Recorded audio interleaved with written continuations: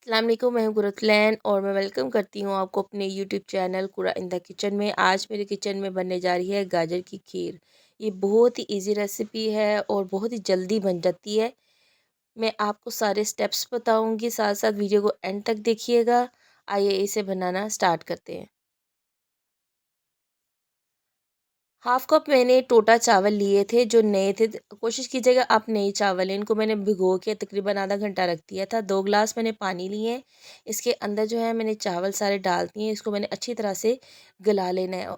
पानी जो है आपने अच्छी तरह से खुश कर लेना है। सिर्फ थोड़ा सा पानी बेशक रह जाए, लेकिन आपने इनको अच्छी तरह से पहले ही गला लेना है, इसको दूध में ऐड करने से पहले। जो इसके अंदर जो है वो पिच भी छोड़ देंगे चावल। दूध मैंने लिया है तकरीबन 2 लीटर। इसको जो है मैं बॉईल करूँगी। दूध हमारा तकरीबन बॉयल हो चुका है।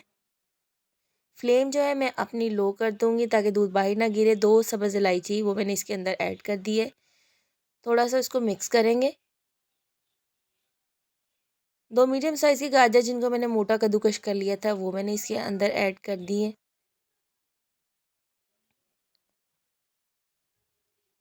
अब इनको जो है इसको थोड़ा सा मिक्स कर लेंगे।